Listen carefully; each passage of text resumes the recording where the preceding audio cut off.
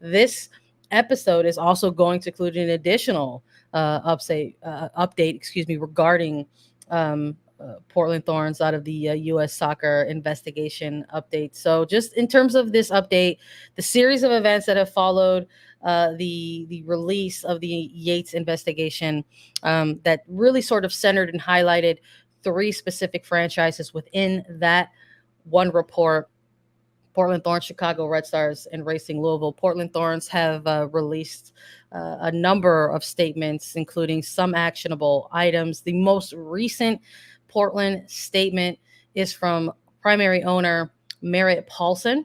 He has released a statement saying that he will be stepping down as CEO of both the Portland Timbers and Thorns franchises. Within the statement, saying, looking ahead, our organization is at a crossroads and the future is not necessarily a clear path.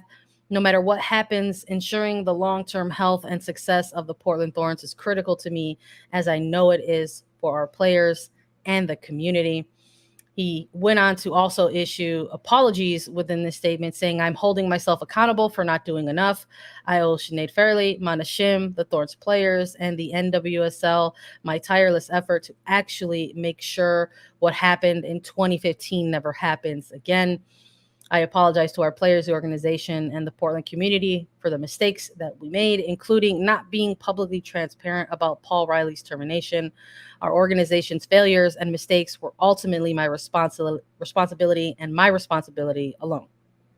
Yeah, I think this statement coming on Monday the 10th, right? So exactly 1 week after the Yates investigation dropped, and this it was kind of like the trickle effect of like everything that was happening at Portland. And we talked about this, Sandra, you and I, that there are owners within leagues that you cannot force them to sell. There's nothing written about that yet that forces someone to sell. But so this was really what needed to happen with Merritt Paulson, is that he needed to step away.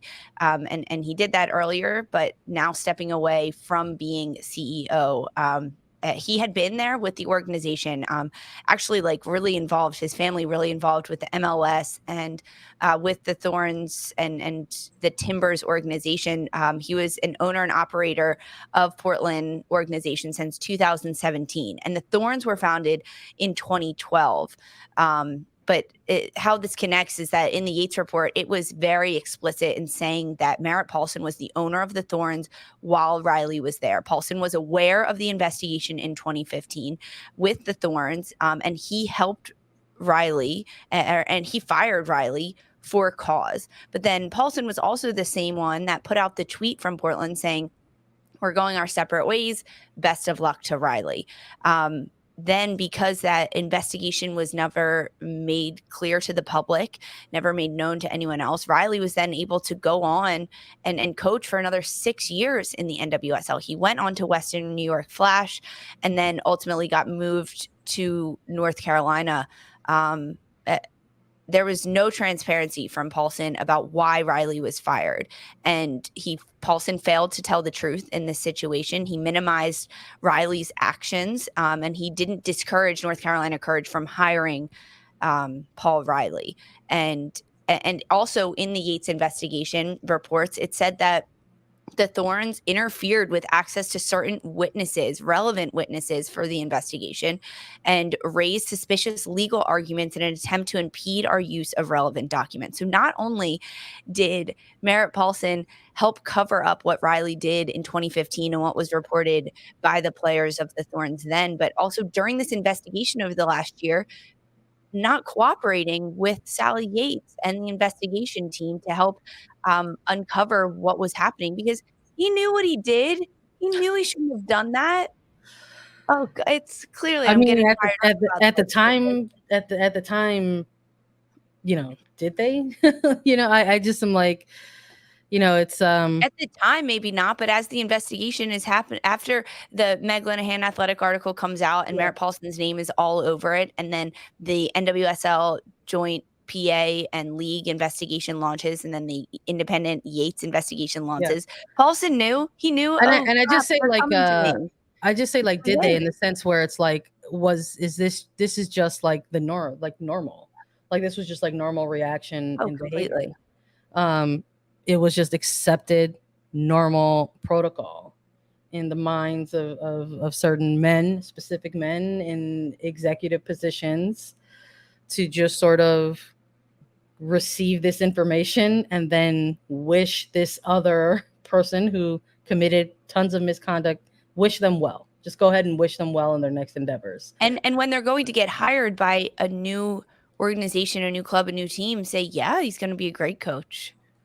Yeah, it's been I believe there's been about 3 updates, like 3 statements or updates coming out of Portland, also specifically from Paulson. There have been some in each one. There has been like some sort of actionable item, and recent uh, this most recent statement and announcement is coming again just after last Tuesday, when Paulson wanted to say it was the saddest day in his life. He was filled with sorrow for reading all of the news coming out, and within that statement, saying that he was going to step back from day to day things and Thorns' decision making. That president of soccer and president of business, Gavin Wilkinson and Mike Gulab, would also step away from decision making roles with the Thorns, and that was almost like it was phase one to sort of perhaps test the public waters or reactions to that. And then you have just a day later that Wilkinson and Gulab actually, no, here's a new statement. These two people have been removed from their positions completely. Their roles terminated within the franchises completely, right? So no more Wilkinson and no more Gulab, right? And then sort of highlighting who will be running day-to-day things. The Thorns General Counsel, Heather Davis, is currently interim president and CEO. She went on to appoint Sarah Keene as interim COO. The two of them, based on this most recent announcement that Paulson intends to step away as CEO, that the two of them will sort of, lead combined efforts to perhaps, do a global search for a new CEO of the Thorns and Timber. So nothing within these prior statements, and of course this most recent statement, which each of them highlighting just one more step back, one more step back, one more step back. None of them actually, saying within them that there's going to be intent to disinvest or completely move or remove oneself from, ownership of the franchises. So I think in terms of the public reaction to this, fan reaction, supporter reaction, right? People's reactions on the good old internet, that folks are looking for that they're looking for that to be the next step, like the actual conversation around disinvestment. So there's also been reaction to, Heather Davis being appointed in this role because of the things that you highlighted right now, Lisa, about within the Yates report, how the Thorns were not 100% compliant with the investigation and open with wanting to participate with that. And folks sort of highlighting, well, is this the same general counsel that advised to not be participating within the Yates report? So it's like everything that has been coming out over the last 8 to 9 days. It's an absolute mixed bag of reactions to all of this. Completely. And the lack of transparency is still entirely evident, because as you just talked about, how it was like a slow release of like, wow, I'm heartbroken. Okay, we're going to step away from like having our hand in the pot here, to, okay, I'm actually going to step away from CEO. Like it's crazy to watch this unfold, but this is what the players wanted, right? As soon as the Yates report dropped, we saw reactions from fans, from supporters group, from sponsorships that we reported on earlier this week, saying, hey, we're going to reallocate our funds, not giving them to you, the individual clubs, but instead reallocating them to the Players Fund and the National Emergency Trust for the NWSL PA. And players speaking out about this. I mean, Megan Rapinoe saying, direct quote, I don't think Merritt Paulson is fit to be the owner of that team, the Portland Thorns. Becky Sauerbrunn, 2 U.S. internationals, and Becky Sauerbrunn, a player with Portland, saying, quote, "It's my opinion that every owner and executive of and U.S. soccer official who have repeatedly failed the players and failed to protect the players, who have hidden behind legalities and have not participated fully in these investigations should be gone." And Megan Rapinoe's statement, a little bit more direct, saying Merritt Paulson's name explicitly, but still Sauerbrunn saying that if you didn't participate fully in these investigations, you should be gone.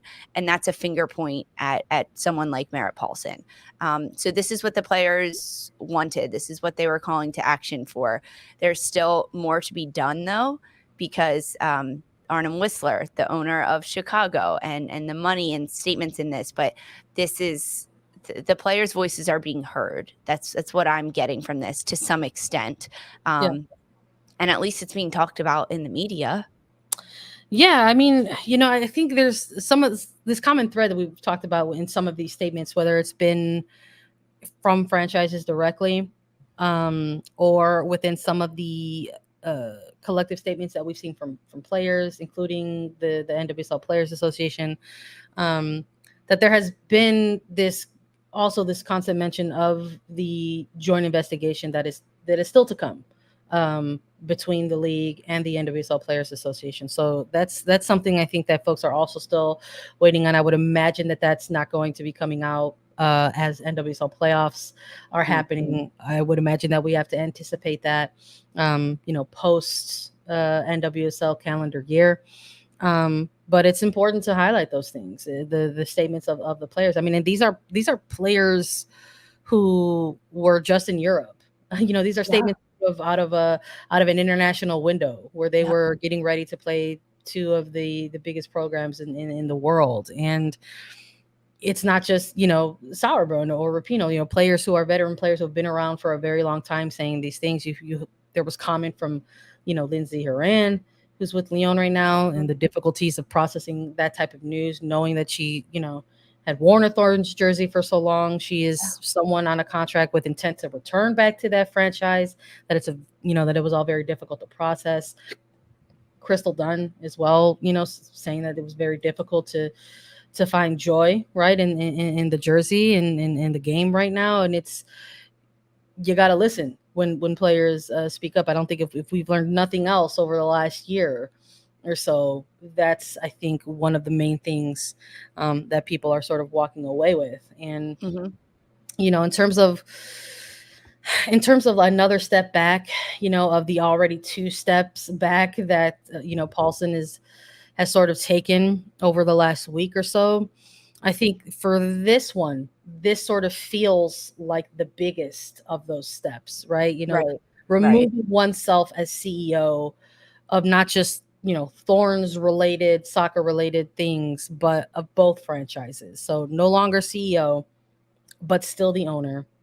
On the MLS side of things, still has it has a long history of governance with the MLS Board of Governors, is a member of the Product Strategy Committee, the on-field production, and MLS. Family governance with the Paulsons, right? His dad was involved in MLS governance, and then him being involved. There's a lot of ties there. So it just sort of feels like even with this most recent statement, with this most recent announcement that has some actionable things within it, it just sort of feels like this is not that final step, so to speak, that there will ultimately be some more things down the pipeline to come.